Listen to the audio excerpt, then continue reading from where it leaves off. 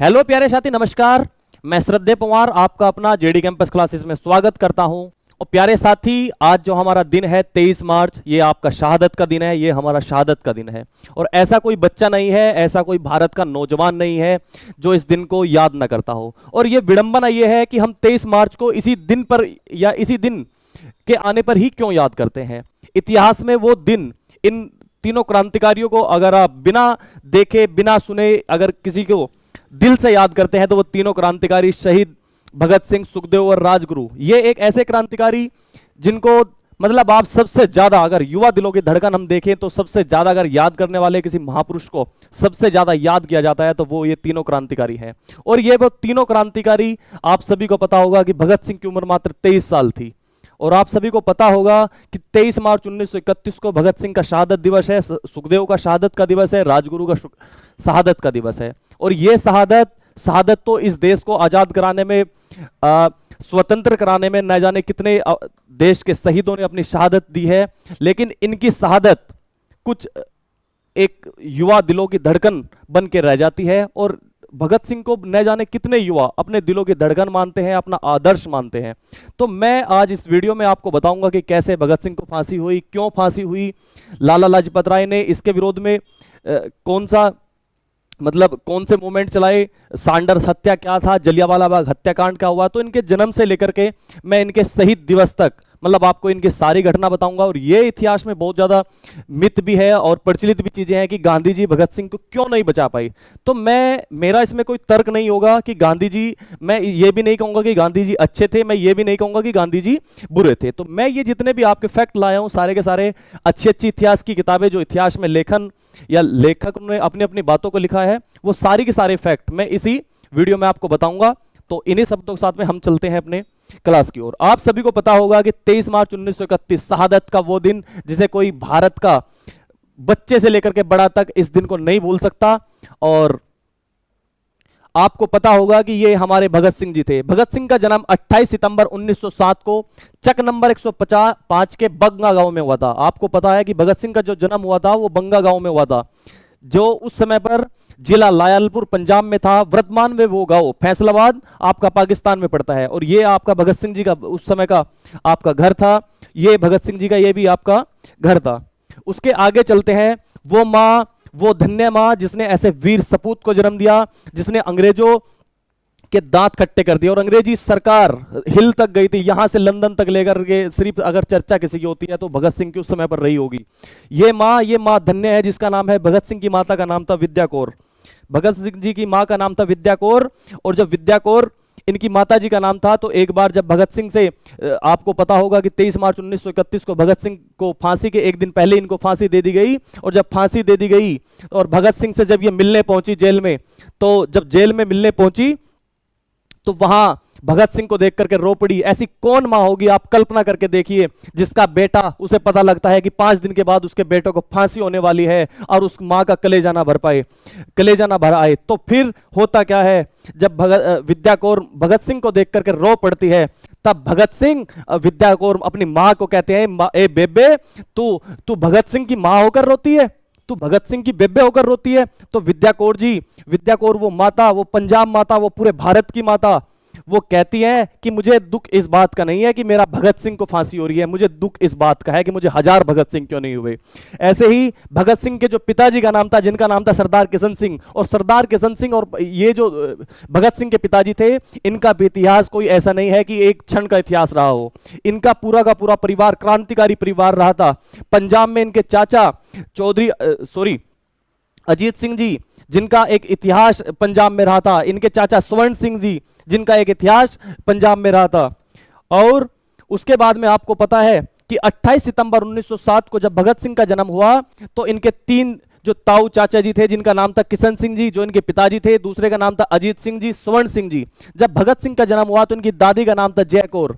क्या नाम था इनकी दादी का? जय कौर। तो इन्होंने नवजात शिशु को, ये तीनों क्रांतिकारी हमारे उस समय पर किसी आजादी के नेतृत्व करते हुए अंग्रेजी शासन की गुलामी को बर्दाश्त ना करते हुए ये जेल काट रहे थे। तो जब भगत सिंह का जन्म हुआ, जिस दिन भगत सिंह का जन्म हुआ तो इनको जमानत मिली। तब दादी जैक कौर ने भगत सिंह का नाम भागोवाला रखा, जिसे आप पढ़ते हैं भागोवाला कहते हैं भाग्यवान को। और जब भाग्यवान कहा तो बाद में इसका नाम भगत सिंह बना। ठीक है, उसके बाद में हम आगे चलते हैं। भगत सिंह जब मात्र 4 साल के बच्चे थे, वो 4 साल का हम बच्चा ही कहेंगे, तो भगत सिंह के पिताजी का नाम था किशन सिंह, और किशन सिंह के एक दोस्त थे जिनका नाम था किशोर मेहता। और किशोर मेहता और किशन सिंह जब खेत में टहल रहे थे तो उन्होंने देखा एक छोटा सा बच्चा बंदूकें बो रहा है। तो किशोर मेहता थे, उन्होंने हंस करके भगत सिंह को पूछा, भगत सिंह ये क्या करते हो? तो भगत सिंह, उस छोटे से बच्चे का मनोबल देखिए, जोश देखिए। उस छोटे से बच्चे ने कहा कि मैं क्रांति के लिए मैं ये बंदूकें बो रहा हूं। तो तब किशोर मेहता जी ने कहा, जो किशन जी के मित्र थे, उन्होंने कहा बंदूकें बो करके क्या होगा? उन्होंने कहा ये बंदूकें, मैंने सुना है कि जो बीज बोते हैं, जो पिताजी आम की गुठलियां बोते हैं, उनसे पूरा पौधा बनता है, और जब पौधा बनता है तो बहुत सारे उनसे फल निकलते हैं, और फल निकलने के बाद वो बीज बनते हैं और बहुत सारे मतलब यहाँ पे पेड़ इकट्ठा होते हैं। तो मैं भी क्रांति के लिए बंदूकें बो रहा हूँ, जो बहुत सारी बंदूकें, जब वो पेड़ बड़ा होगा तो मुझे बहुत सारी बंदूकें मिलेंगी, और जब बंदूकें मिलेंगी तो अपने देश को आजाद कराऊंगा। चाचा जो अजीत सिंह, जो गुलामियों की बेड़ियों के पीछे जकड़े हैं अंग्रेजी शासन ने, मैं उन अंग्रेजी शासन से अपने चाचा का बदला लूंगा। तो ऐसे ये 4 साल के बच्चे का, अगर आपको मतलब 4 साल के बच्चे की अगर आप हिम्मत देखेंगे तो ये हिम्मत देखिए कि उस छोटे से बच्चे के अंदर क्या उस समय का जुनून रहा होगा। कहते हैं कि पूत के पांव पालने में दिख जाते हैं, तो इस बच्चे का मनोबल शुरू से ही, बच्चा ही कहेंगे, उस समय का 4 साल के बच्चे का ये आपका मनोबल था। और इनके बाद में जलियांवाला बाग हत्याकांड, आप सभी ने पढ़ा होगा, 13 अप्रैल 1919 को, इतिहास की एक ऐसी घटना जिसने पूरा देश को झकझोर के रख दिया था। क्या झकझोर के? आपको पता है कि 28 सितंबर 1907 को भगत सिंह का जन्म हुआ था, और 1919 की यह घटना, मात्र कितने साल के भगत सिंह रहे होंगे? 11 साल के भगत सिंह। और यह घटना क्या थी मैं आपको बताऊं, जलियांवाला बाग हत्याकांड क्या हुआ था। आपको पता है ये रोलेट एक्ट नाम का यहाँ पे कानून आया था। क्या नाम था? Rowlatt act. ये किसकी अध्यक्षता में आया था? एक सर सिडनी रोलेट नाम के एक अध्यक्षता में आया था। ये कानून क्या था? ये कानून था बिना अपील, बिना वकील, बिना दलील, मतलब अंग्रेजों को शक के आधार पे या बिना शक के आधार पे गिरफ्तार कर लिया जाता था। और जब गिरफ्तार कर लिया जाता था तो बिना वकील, मतलब आप जब गिरफ्तार कर लिया अंग्रेजी सेना ने, तो आप वकील नहीं कर सकते हैं, आप अपील नहीं किसी न्यायालय में कर सकते हैं, बिना दलील आप अपनी दलील भी किसी को नहीं दे सकते हैं। और भारतीयों ने जब इसका विरोध किया अंग्रेजी सेना के सामने, तो अंग्रेजों ने इस कानून को वापस लेने से मना कर दिया। और आप सभी को पता होगा कि 10 अप्रैल को पंजाब के 2 स्थानीय नेता थे जिनका नाम था डॉक्टर सतपाल और सैफुद्दीन किचलू की गिरफ्तारी हुई, और इसके विरोध में 13 अप्रैल को एक महासभा रखी गई जिसे कहते हैं जलियांवाला बाग में एक सभा। और आपको पता है 13 अप्रैल को पंजाब में एक त्योहार मनाया जाता है जिसे कहते हैं बैसाखी का त्योहार। और जब बैसाखी का त्योहार यहां पे मना रहे थे लोग, तो लोगों को यह नहीं पता था कि यहां पे अंग्रेजों ने मार्शल लॉ लगा दिया है। मार्शल लॉ मतलब जिसे आज का आप कर्फ्यू कहते हैं। और जब कर्फ्यू लगा दिया तो मेले में लोग टहलने के लिए आए थे, छोटे छोटे बच्चे, मतलब इस समय के आज के जैसे आप व्हाट्सएप देखते हैं, फेसबुक देखते हैं और कुछ चीजें देखते हैं, तो ऐसा उस समय का साधन नहीं था। तो लोग अपनी बैलगाड़ियों में, झोटा बुग्गियों में, मतलब जो उस समय के साधन रहे होंगे, वे मेले में घूमने के लिए आ गए, क्योंकि पंजाब में मेला लगता है बैसाखी का। और जब बैसाखी का वहां पे त्योहार लग रहा था तो इधर एक जलियांवाला बाग था ये। तो इसमें लोगों ने क्या किया, ये जलियांवाला बाग अमृतसर टेंपल से जो थे, स्वर्ण मंदिर से थोड़ी दूर रहा होगा, कम से कम 4 से 5 किलोमीटर इसकी दूरी है। तो वहां पे लोगों ने क्या किया, उस जलियांवाला बाग में आकर अपने बच्चों के साथ में पेड़ों के नीचे आकर के बैठ गए। तो वहां पे एक छोटे मतलब 20-30 लोग जुलूस निकाल रहे थे, किसके उसमें अपना विरोध प्रदर्शन कर रहे थे, डॉक्टर सतपाल और सैफुद्दीन किचलू। और आपको पता है भारत एक ऐसा देश रहा है, मतलब कहीं पे अगर कोई घटना घट जाती है तो लोग उसको देखने के लिए इकट्ठा होता है। तो मतलब जब वहां पे 20 लोग थे तो लोगों ने जाकर के देखा कि यार ये क्या हो रहा है यहाँ पे। और जब जाकर के देखा तो उन्हें पता लगा कि ये तो कोई सतपाल और डॉक्टर सतपाल और सैफुद्दीन किचलू की गिरफ्तारी का विरोध कर रहे हैं। उन मासूम लोगों को नहीं पता था कि ये ऐसे ऐसे तरीके का षड्यंत्र होने वाला है। अपने ही गद्दार थे हंसराज मेहता, उन्होंने मुखबरी कर दी। और वहां के जो पंजाब के उस समय पर सेना के लेफ्टिनेंट गवर्नर थे जिनका नाम था माइकल ओडायर, और जो यहाँ पे ब्रिगेडियर थे उनका नाम था डायर। तो वो डायर क्या करते हैं, वहां पे 5 मशीन गन, उस जलियांवाला बाग में वो अंग्रेज अधिकारी डायर 5 मशीन गन लाता है। और 5 जब मशीन गन लाता है तो उन्होंने ऐलान किया कि मात्र 3 मिनट का समय है। मतलब 2000 से 2500 लोग इस बाग में बैठे थे, किसी को यह नहीं पता था कि अंग्रेज हमारे साथ में ये अत्याचार करेंगे, ये व्यवहार करेंगे। वो डायर कहता है कि मात्र 3 मिनट का आपके पास समय है, यहां से भाग जाइए। और जब लोगों को 5 गेट थे जलियांवाला बाग के, मात्र एक गेट का ताला खुला था, उसमें भी अंग्रेजी सेना खड़ी थी। और 1650 राउंड फायरिंग उस जनरल डायर इस जनरल डायर ने भारतीय मासूम लोगों के, बच्चों के, महिलाओं के, छोटी छोटी बहनों के ऊपर करवाई। और ये बताते हैं इतिहासकार कि 1000 से 1500 लोगों के बीच में यहां पर मौत हो गई भारतीयों की, जिनको ये नहीं मतलब था कि किसी का आंदोलन हो रहा है, कोई मतलब सामाजिक यहां पे ये प्रक्रिया चल रही है, किसी को कोई इससे मतलब नहीं था। हुआ क्या? कुछ नहीं हुआ। हुआ क्या? अंग्रेजों ने एक कमेटी बनाई जिसे आप कहते हैं हंटर कमेटी। कुछ नहीं, कोई निर्दोष नहीं। जिस अंग्रेज अधिकारी ने गोली चलवाई थी उसको जब वो लंदन की संसद में जाता है, उसको इनाम दिया जाता है, पुरस्कृत किया जाता है। फिर ऐसे ही एक क्रांतिकारी और जन्मे जिनका नाम था उधम सिंह, जो 1940 में लंदन के कैस्टोन हॉल में उस माइकल लॉर्ड डायर, तो उससे पहले उसकी मृत्यु हो गई थी, वहां पे मिला जनरल डायर। वो जनरल डायर की को गोली मारकर उसकी हत्या करता है। तो भगत सिंह मात्र 13 साल की उम्र के रहे होंगे जब 13 साल की उम्र में उनको पता चला कि जलियांवाला बाग में ऐसी एक घटना हुई है। तो वो क्या करते हैं, लाहौर में उस समय पर रहते थे और अमृतसर की दूरी मात्र 32 किलोमीटर रही होगी। तो भगत सिंह वहां पे इस घटना को देखने के लिए आते हैं। और इस घटना को देखने के लिए आते हैं, ये इतिहासकार ऐसा बताते हैं कि जब लोगों को जान बचाने का मौका तक ना मिला, मतलब जब वहां पे मौका तक ना मिला, तो ये कुआं था। और जब बड़ी बड़ी ऊंची ऊंची दीवारें थी तो लोगों को, छोटे छोटे बच्चों को, ये चारों तरफ से अंधाधुंध गोलियों की फायरिंग हो रही थी, तो लोगों को जान बचाने का मौका ना मिला। तो लोगों ने अपनी जान, एक अनमोल रतन होता है, इस कुएं में गिर करके अपनी जान बचानी शुरू करी। और ये कुआं, ये इतिहासकार ने लिखा है, बहुत सारे इतिहासकारों ने लिखा है कि ये कुआं लाशों के ढेर से भर गया। और जब ये कुएं से डेड बॉडी निकाली गई तो 180 डेड बॉडी निकाली गई। और ये गोलियों के निशान आप देख सकते हैं उस समय करके, ठीक है। ये सारे के सारे गोलियों के निशान थे। ये आपका जनरल माइकल लॉर्ड डायर था, जिसे आप डॉग अधिकारी कहेंगे, कुत्ता अधिकारी कहेंगे। क्यों? क्योंकि इसने मासूम भारतीयों के, उस मासूम छोटे छोटे बच्चों के, छोटी छोटी महिलाओं के, औरतों के, हमारी बहनों के ऊपर, जो किसी से क्रांति से किसी का कोई लेना देना नहीं था, और उसके ऊपर इस जनरल डायर ने गोली का आदेश कराया था। जब भगत सिंह को इस बात का पता चलता है तो भगत सिंह मात्र 32 किलोमीटर अमृतसर पहुंचते हैं। और वो क्या करते हैं कि एक सीसी में उस ग्राउंड की, मतलब उस मैदान की मिट्टी, उस क्रांतिकारियों की वीर गाथा की मिट्टी को लेकर के, मिट्टी बोतल में लेकर के अपने घर आते हैं और उसका रोज तिलक करते हैं। और जब बहन ने पूछा कि आज आप कहाँ गए थे, तो भगत सिंह ने बताया कि मैं ऐसे ऐसे अपने वीर सपूतों का, माँ भारती के वीरों का ऐसे ऐसे बलिदान लाया हूं। उसके बाद में भगत सिंह के जीवन में एक घटना घटती है। नौजवान भारत सभा की स्थापना आपको पता होगा 1926 में एचआरए, हिंदुस्तान रिपब्लिकन एसोसिएशन की स्थापना भगत सिंह ने की थी। तो भगत सिंह ने की थी, मात्र उस समय भगत सिंह की उम्र कितनी रही होगी? उस समय भगत सिंह की उम्र मात्र 19 साल रही होगी। तो घर वालों ने दबाव बनाया।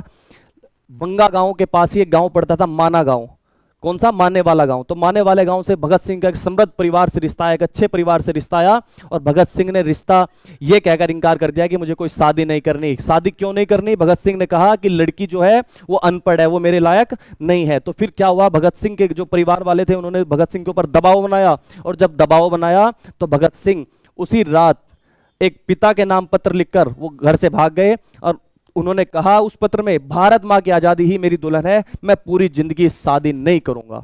और जब यहां से भाग करके जाते हैं, वो जाते हैं कानपुर, और कानपुर में सचिंद्र सान्याल और आपका चंद्रशेखर आजाद जैसे महान वीर क्रांतिकारियों से मिलते हैं। और जब महान वीर क्रांतिकारियों से मिलते हैं तो उन्होंने उसकी स्थापना नौजवान भारत सभा 1926 में के सदस्य बनते हैं। आपने इतिहास में पढ़ा होगा 9 अगस्त 1925 को एक घटना घटी थी जिसे आप लाहौर ट्रेन डकैती एक्शन, काकोरी कांड के नाम से वो फेमस है घटना, ठीक है। तो उसके बाद में सदस्य रहे नौजवान भारत सभा के। उसके बाद में उनके जीवन में एक ऐसा मोड़ आता है, साइमन कमीशन लाहौर आता है 1928। ये साइमन कमीशन क्या था? आप अगर पूछें कि साइमन कमीशन क्या था, तो ये साइमन कमीशन जो था सर स्मिथ कमीशन की अध्यक्षता में यह आया था। और 1919 की मॉन्टेगो चेम्सफोर्ड की सुधारों के लिए आया था, और भारत में अनेक और सामाजिक कार्यों के लिए ये भारत में आया था। तो इसमें जितने भी सदस्य थे वो सारे के सारे अंग्रेज थे। तो भारतीयों ने इसका विरोध कर लिया, लेकिन अंग्रेज नहीं माने। 3 फरवरी 1928 को ये भारत पहुंचा। और फिर 1928 में लाहौर में पहुंचा, और जब लाहौर में पहुंचा 30 अक्टूबर 1928 को, तो go back Simon, Lala Lajpat Rai ने गो बैक साइमन के साथ में इस साइमन कमीशन का विरोध किया। और जब साइमन कमीशन का विरोध किया लाला लाजपत राय जी ने, तो यहां पे एक लाहौर के एक एसपी थे जिनका नाम था स्कॉट, और वहां के एक डीएसपी थे जिनका नाम था Sanders, deputy superintendent of police. तो स्कॉट ने क्या किया, सैंडर्स को लाठी के आदेश, वहां पे लाठी चार्ज हो गया, और जब लाठी चार्ज हो गया तो भगत सिंह, लाला लाजपत राय के सर पर इतनी लाठी मारी गई कि लाला लाजपत राय की 17 नवंबर 1928 को ये मृत्यु हो गई। और भगत सिंह इस घटना को दूर खड़े हुए देख रहे थे। उन्होंने देखा तो भगत सिंह ने इशारा लाला लाजपत राय ने इशारा कर दिया कि बीच में नहीं आना। तो उस समय पर जब इनके सिर पर लगी एक एक लाठी, लाला लाजपत राय ने कहा था कि मेरे सिर पर लगी एक एक लाठी अंग्रेजी साम्राज्य के ताबूत की कील बनकर साबित होगी। और बाद में जब इस घटना को भगत सिंह और इनके जो मतलब ये एचआर है, जो हिंदुस्तान रिपब्लिक एसोसिएशन नौजवान भारत सभा थी, उसमें इस बात की मीटिंग होती है कि हमें लाला जी का बदला लेना है। तो जब लाला जी का बदला लेना है तो भगत सिंह तैयार होते हैं और अपनी टीम को तैयार करते हैं। तो फिर क्या होता है, आपने इतिहास में पढ़ा होगा, एक घटना घटती है जिसे आप सांडर्स हत्याकांड कहते हैं। सांडर्स हत्याकांड क्या था, आपको मैंने अभी पीछे बताया था कि जेम्स स्कॉट जो उस समय पर लाहौर का एसपी था, उसने गोली के लाठीचार्ज के आदेश किए थे। किसको, वो किए थे सैंडर्स को। तो वो हत्या तो जो भगत सिंह करना चाहते थे वो स्कॉट की करना चाहते थे, लेकिन स्कॉट वहां पर नहीं मिला। तो वहां से जयगोपाल की मुखबरी के बाद में जो निकलता है वो निकलता है सैंडर्स, और भगत सिंह और राजगुरु उसकी क्या नाम सैंडर्स की हत्या कर देते हैं। और आपको पता होगा लाहौर एसपी स्कॉट के आदेश पर डीएसपी सैंडर्स ने क्रूर लाठीचार्ज किया, जिसमें 17 नवंबर 1928 को लाला लाजपत राय इन चोटों के कारण देहांत हो गए। तो ये जो घटना घटती है सैंडर्स हत्याकांड, और जब ये घटना घटती है, इन्होंने सैंडर्स को गोली मार दी भगत सिंह ने, तो ये इनकी पिस्तौल थी। ये पिस्तौल किनकी थी, ये पिस्तौल थी भगत सिंह जी की।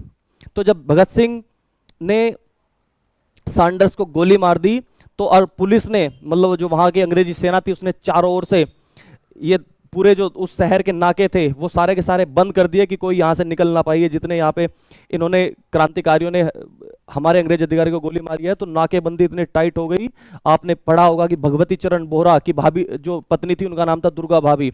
दुर्गा भाभी भगत सिंह की पत्नी बनी, और भगत सिंह ने वो, आपने एक फोटो देखा होगा भगत सिंह का, ये जो कैप वाला फोटो है, ये उस समय का ही फोटो है। ये क्या फोटो था कि जब भगत सिंह ने अपनी दाढ़ी और ये मूछ सब कुछ कटवा लिया और एक अच्छी सी हैट, मतलब ये अंग्रेजी हैट इन्होंने पहनी। तो ये लाहौर से दुर्गा भाभी इनकी बनी पत्नी, जो भगवती चरण बोहरा की पत्नी थी, तो वो इनकी बनी पत्नी, तो ये लाहौर से निकलने में सफल हुए।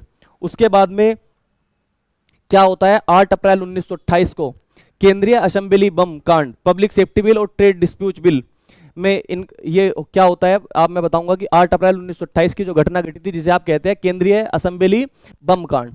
तो केंद्रीय जो असेंबली बम कांड था, ये समझेंगे आप, या दो बिल पारित हुए थे जिनका नाम था पब्लिक सेफ्टी बिल और दूसरे का नाम था ट्रेड डिस्प्यूट बिल। तो ये दोनों बिल क्या थे, पब्लिक सेफ्टी बिल क्या था उस समय का, तो पब्लिक सेफ्टी बिल एक ऐसा बिल था कि किसी भी को भी, जैसे ये मैंने पढ़ा था रोलेट एक्ट, तो ये भी ऐसा एक कानून था कि किसी को भी बिना अपील के, बिना वकील के गिरफ्तार कर सकते हैं। उसके बाद में है ट्रेड डिस्प्यूट बिल।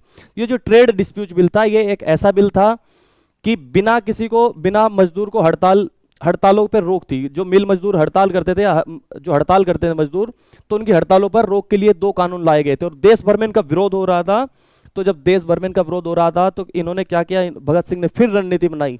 क्या रणनीति बनाई कि हम केंद्रीय असेंबली में बम फेंकेंगे, और बम फेंकेंगे तो वो किस लिए फेंकेंगे, एक तो ये फेंकेंगे कि जो ये बहरी सरकार है इसको अपनी आवाज सुनाएंगे। और फिर इन्होंने क्या किया, योजना बनाई, और जब योजना बनाई तो केंद्रीय असेंबली में बम फेंका। और जब केंद्रीय असेंबली में बुटकेश्वर दत्त और भगत सिंह ने बम फेंका, तो वहां पे मतलब मोतीलाल नेहरू, पंडित जवाहरलाल नेहरू, मोहम्मद अली जिन्ना और जो ये सर जोन का साइमन कमीशन था, जो साइमन कमीशन का अध्यक्ष भी था, ये भी उस सभा में था, उस केंद्रीय असेंबली बम में उसमें बैठा था केंद्रीय असेंबली में। तो होता क्या है, तो जब इन्होंने बम फेंका तो वहां पे ये, अब जो भगत सिंह, इतिहासकार ये बताता है कि भगत सिंह के पास में अपनी पिस्टल भी थी। इन्होंने पहले से ही रणनीति बना ली थी कि हम अपनी जो पिस्टल है उसको, मतलब किसी को गोली नहीं मारेंगे, और ये हमारा जो लक्ष्य है, ये हम किसी को अपनी गोली से, मतलब अपनी बंदूक या पिस्टल से किसी को गोली नहीं मारेंगे। तो हुआ क्या, जब अंग्रेज अधिकारी इनके पास आए, डर रहे थे, सहम रहे थे कि कोई ये भगत सिंह जो है हमको गोली ना मारते। भगत सिंह ने ऐसे हाथ किया, कहने लगा लो गिरफ्तार करो। और जब गिरफ्तार हो गए भगत सिंह, तो इन्होंने वहां पे गिरफ्तार होने से पहले वहां पे पर्चे फेंके, और जो फेंके थे उनमें लिखा था, बहरों कानों को सुनाने के लिए धमाकों की जरूरत पड़ती है। बहरों कानों को सुनाने के लिए धमाकों की जरूरत पड़ती है। और ये भगत सिंह ने क्यों किया था? क्योंकि उस समय की सरकार सुनने को तैयार नहीं थी, तो हाईलाइट होने के लिए, मतलब प्रसिद्ध होने के लिए, कि हमारे संदेश या हमारी जो अंदर की चीजें हैं जो हम चाह रहे हैं वो दुनिया के सामने प्रस्तुत हो। तो ये बाद में मीडिया के कवरेजों में बहुत अच्छा रहा। उसके बाद में आपको पता होगा कि भगत सिंह की जिंदगी के वो आखिरी 12 घंटे, इसके बाद में भगत सिंह को यहाँ से गिरफ्तार कर लिया जाता है केंद्रीय असेंबली बम कांड के चक्कर में। और जब भगत सिंह को ये नहीं पता था कि हमें जो सजा हो सकती है वो सैंडर्स की हत्या के विरोध में भी हो सकती है।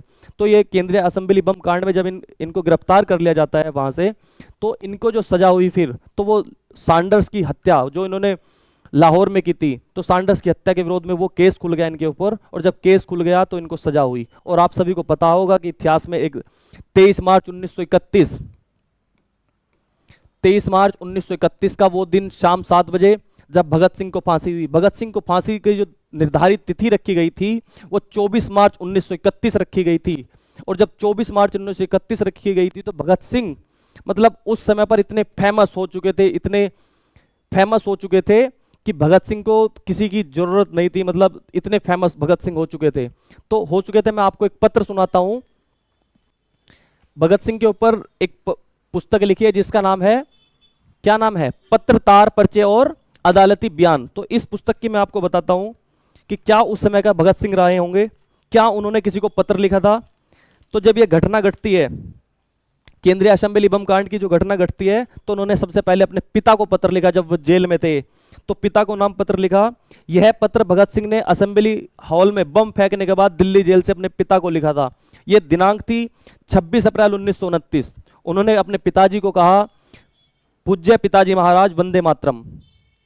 अर्ज यह है कि हम लोग 22 अप्रैल को पुलिस की हवालात से दिल्ली जेल में मुंतकिल या तब्दील कर दिए गए हैं और इस वक्त दिल्ली जेल में हैं।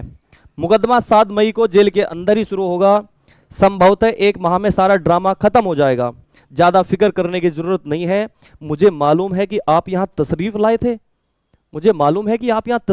थे और किसी वकील वगैरह से बातचीत की थी और मुझसे मिलने की कोशिश की थी, मगर तब सब इंतजाम ना हो सका। कपड़े मुझे परसों मिले। मुलाकात आप जिस दिन तशरीफ लाए हो जाएगी। वकील वगैरह की कोई खास जरूरत नहीं है, अहमियत नहीं रखते हैं। आप खामाखा ज्यादा तकलीफ न कीजिएगा।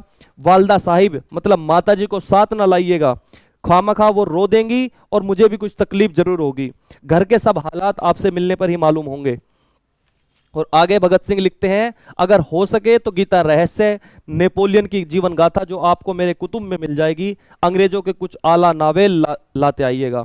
ये कहते हैं भगत सिंह अपने पिता को पत्र लिख करके। और नीचे लिखते हैं, आपका ताबेदार भगत सिंह। ये घटना जो मैं बताई, ये 26 अप्रैल 1929 की भगत सिंह ने अपने पिता को पत्र लिखा।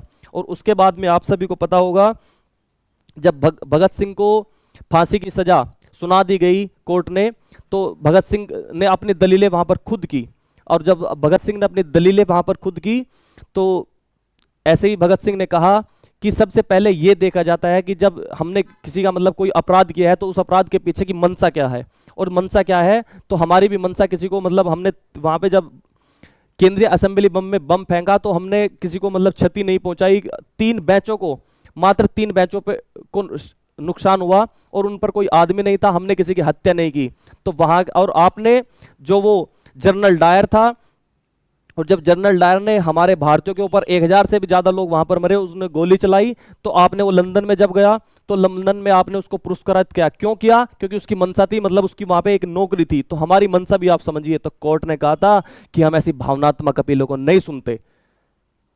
क्या कहा था कोर्ट ने? कि हम ऐसी भावनात्मक दलीलों को नहीं सुनते। और कोर्ट ने को तो पहले ही पता था, अंग्रेजी शासन ने सब कुछ मतलब फिट कर रखा था मामला। और कोर्ट ने क्या किया? भगत सिंह को फांसी की सजा सुना दी। और जब भगत सिंह को फांसी की सजा सुना दी तो भगत सिंह की तिथि जो रखी गई थी 24 मार्च 1931 रखी गई थी। और जब भगत सिंह की पॉपुलरिटी जो थी, मतलब जो प्रसिद्धता थी भगत सिंह की, इतनी बढ़ गई कि लोग जगह जगह पर भगत सिंह के गुणगान करने लगे, पर्चे छपने लगे। तो भगत सिंह को पता है कि आपको पता होना चाहिए, मैं आपको बता रहा हूं कि भगत सिंह की जिंदगी के वो आखिरी 12 घंटे क्या थे, ठीक है। और उसके बाद में आपको पता है कि 23 मार्च 1931 को शाम 7 बजे भगत सिंह को फांसी दे दी गई। और जब भगत सिंह को फांसी दे दी गई, भगत सिंह, सुखदेव और राजगुरु को, तीनों को फांसी दे दी गई। तो वो फांसी से पहले के मैं 2-3 घंटे आपको बताऊंगा कि क्या क्या उनमें हुआ था। उस दिन का तो मौसम भी वैसे सही नहीं था, मतलब रात को बहुत तूफान आया, आंधी आई, बहुत सारे आए। तो जेल में जो एक था बरकत नाई, जो बरकत नाई था, जब वो फुसफुसाता हुआ मतलब जेल में जा रहा था, तो लोग देख रहे थे कि ये कौन जा रहा है, मतलब बरकत नाई इस समय पर क्यों जा रहा है। तो बरकत नाई ने, जब लोगों ने उससे पूछा, जो वहां पे कैदी थे, उन्होंने पूछा कि बरकत नाई आज आप इतने सवेरा क्यों जा रहे हो, तो उन्होंने बताया कि आज भगत सिंह को फांसी होने वाली है। और भगत सिंह के जब वो कमरे में गया, तो 5 फुट 6 इंच का वो शरीर वाला, गठिया शरीर वाला वो भगत सिंह ऐसे टहल रहा था जैसे मानो कोई शेर उस पिंजरे में टहल रहा हो। और जब वो बरकत नाई से लोग कह रहे थे कि भगत सिंह क्या कर रहा है, तो उन्होंने बताया ऐसे ऐसे। तो मैं आपको वो किस्सा बताता हूँ। तो वहाँ पे जितने भी कैदी उन जेल में बंद थे, लाहौर सेंट्रल जेल में, तो जब लाहौर सेंट्रल जेल में जो भी कैदी बंद थे, तो वे बरकत नाई को कह रहे थे कि भगत सिंह की हमें कोई पेन ला देना, भगत सिंह का हमें कोई कंघा ला देना, भगत सिंह का हमें कोई मतलब कुछ भी सामान ला देना। तो बरकत नाई ने पूछा तुम उसका क्या करोगे, तो उसने कहा कि हम अपने बच्चों को, अपने पोतों को, अपनी पीढ़ियों को आगे बताएंगे कि जिसने देश के लिए जान दे दी पर कभी गुलामी के सामने, गुलामी की जंजीरों के सामने नहीं झुका। तो ऐसे थे वीर भगत सिंह, शहीद भगत सिंह। और मैं आपको बताना चाहता हूं कि हमारे यहाँ पे भारत में आज तक, मैं अभी इस घटना से पहले 2-3 पुस्तकें पढ़ रहा था, तो मुझे बड़ा दुख हुआ। वो दुख क्या हुआ कि आज भी वीर भगत सिंह और शहीद भगत सिंह को आज भी क्रांतिकारी की जगह वहां पर कुछ अंग्रेजी लेखकों ने भी और कुछ भारतीय लेखकों ने भी वहां पर उनको आतंकवादी कहकर संबोधित किया है। ये बड़ा दुख होता है। माना आप मानते हैं कि जब 2 अक्टूबर गांधी जयंती हो सकती है, हम गांधी जी का विरोध नहीं करते हैं और गांधी जी को राष्ट्रपिता कह सकते हैं, तो 23 मार्च को नेशनल हॉलीडे क्यों नहीं हो सकता। मतलब यहाँ पे कहते हैं ना कि वो एक क्या कहावत है कि गांधी जी भले तुम नोटों भी हंसदे हो, ओ गांधी जी भले तुम नोटों भी हंसदे हो, भगत सिंह तो तुम हमेशा हमारे दिल विच बसते हो, है ना। तो आगे मैं आपको बताऊंगा। उसके बाद में भगत सिंह को फांसी हो जाती है 23 मार्च 1931 शाम 7:30 बजे। और आपको पता है क्या महात्मा गांधी भगत सिंह को बचा सकते थे। आपके दिमाग में एक क्वेश्चन हमेशा आ रहा होगा कि भगत सिंह, क्या जो महात्मा गांधी थे वो भगत सिंह जी को बचा सकते थे। इससे पहले मैं आपको एक पत्र उनका और पढ़ना चाहूंगा। जब भगत सिंह की फांसी से ये कुछ घंटे या 3 से 4 दिन पहले था, तो उनके पिताजी, जिनका नाम था किशन सिंह, उन्होंने अंग्रेजी सरकार को पत्र लिख दिया कि मेरे बेटे की फांसी को कम कर दिया जाए या मेरी बेटे की जो तारीख को कम कर दिया जाए। तो इसको जब ट्रिब्यून पत्र में खुद भगत सिंह ने लिखा अपने पिता को, क्या पत्र लिखा मैं आपको बताता हूं कि 30 सितंबर 1930 को भगत सिंह के पिता सरदार किशन सिंह ने ट्रिब्यूनल को एक अर्जी देकर बचाव पेश करने के लिए अवसर की मांग की थी। सरदार किशन सिंह स्वयं देशभक्त थे और राष्ट्रीय आंदोलन में जेल रहते थे, ठीक है, जेल में भी कई बार गए इनके पिताजी। तो भगत सिंह ने अपने पिताजी को क्या लिखा, वो ध्यान से सुनिएगा। पूज्य पिताजी, मुझे यह जानकर हैरानी हुई है कि आपने मेरे बचाव पक्ष के स्पेशल ट्रिब्यूनल को आवेदन भेजा है। यह खबर इतनी यातना में है कि मैं इसे खामोशी से बर्दाश्त नहीं कर सका। इस खबर ने मेरे भीतर की शांति भंग कर उथल पुथल मचा दी है। मैं यह नहीं समझ सकता कि वर्तमान स्थितियों में इस मामले पर आप किस तरह का आवेदन दे सकते हैं। आपको पुत्र होने के नाते मैं आपकी पैतृक भावनाओं और इच्छाओं का पूरा सम्मान करता हूं, लेकिन इसके बावजूद मैं समझता हूं कि आपको मेरे साथ सलाह मशवरा किए बिना ऐसे आवेदन का कोई अधिकार नहीं है। आप जानते थे कि राजनीतिक क्षेत्र में मेरे विचार आपसे काफी अलग हैं। मैं आपकी सहमति या असहमति का ख्याल किए बिना सदा स्वतंत्रता पूर्वक काम करता हूं। और आगे लिखा भगत सिंह ने, पिताजी मैं बहुत दुख का अनुभव कर रहा हूं। मुझे भय है आप पर कि दोषारोपण करते हुए या इससे बढ़कर आपने किसी काम की निंदा करते हुए मैं कहीं सभ्यता की सीमा न लांघ जाऊं, मेरे शब्द ज्यादा सख्त न हो, लेकिन मैं अपने स्पष्ट शब्दों में आपकी बात अवश्य कहूंगा कि यदि कोई अन्य व्यक्ति मुझे ऐसा व्यवहार करता तो मैं इसे गद्दारी से कम ना मानता। ये शब्द थे भगत सिंह के अपने पिता के प्रति। फिर उन्होंने कहा, लेकिन आपको संदर्भ में इतना ही कहूंगा कि यह एक कमजोरी है, निचले स्तर की कमजोरी है। ये थे प्यारे बच्चे भगत सिंह, जिसने अपने पिता को यह पत्र लिख करके कहा फांसी के 3 से 4 दिन पहले। तो इससे स्पष्ट होता है कि भगत सिंह की आंखों में आजादी की कितनी परवाह थी। मतलब ये अपनी मौत से भी नहीं डर रहे थे। जिसने अपने पिताजी को यह पत्र लिख दिया हो, उसके बाद में उन्होंने कहा, यह एक ऐसा समय था, यह एक ऐसा समय था जब हम सबका इम्तिहान हो रहा था। मैं यह कहना चाहता हूं कि आप इस इम्तिहान में नाकाम रहे हैं। मैं जानता हूं कि आप भी इतने ही देश प्रेमी हैं जितना कि कोई और व्यक्ति हो सकता है। मैं जानता हूं कि आपने पूरी जिंदगी भारत की आजादी के लिए लगा दी है, लेकिन इस अहम मोड़ पर आपने ऐसी कमजोरी दिखाई, यह बात मैं समझ नहीं सकता। यह कहा था भगत सिंह ने अपने पिता किशन सिंह जी को, जो पत्र में लिखकर, और आगे लिखा, मैं चाहूंगा कि इस संबंध में जो उलझने पैदा हो गई है उनके विषय में मैं जनता को असलियत का पता चल जाए। इसलिए मैं आपसे प्रार्थना करता हूं कि आप जल्द से जल्द यह चिट्ठी प्रकाशित कर दें। आपका आज्ञाकारी भगत सिंह। और उसके बाद में एक पत्र मैं और पढ़ता हूं। यह पत्र भगत सिंह ने लिखा था किसके नाम? जेल से लिखे व्यक्तिगत पत्र जयदेव गुप्त के नाम पर। जयदेव गुप्त नहीं, ये नहीं पढ़ता, ये पढ़ूंगा। साथियों के नाम, जो भगत सिंह के साथी थे, जो नौजवान भारत सभा के साथी और इनके जो क्रांतिकारी साथी थे, उन्होंने एक ये पत्र लिखा 22 मार्च 1931। और आप सभी को पता होगा कि 23 मार्च 1931 को भगत सिंह को फांसी हो गई थी और वो शहीद हो गए थे। मतलब एक जीवन काल होता है उनका, लेकिन दिल विश तो हमारे सदा भगत सिंह बसते हैं। उन्होंने लिखा, साथियों स्वाभाविक है कि जीने की इच्छा मुझ में भी होनी चाहिए। मैं इसे छिपाना नहीं चाहता, लेकिन मैं एक शर्त पर जिंदा रह सकता हूं कि मैं कैद होकर या पाबंद होकर जीना नहीं चाहता। मेरा नाम हिंदुस्तानी क्रांति का प्रतीक बन चुका है और क्रांतिकारी दल के आदर्शों और कुर्बानियों ने मुझे बहुत ऊंचा उठा दिया है, इतना ऊंचा कि जीवन रहने की स्थिति में इससे ऊंचा मैं हरगिज हो नहीं सकता। आज मेरी कमजोरियां जनता के सामने नहीं हैं।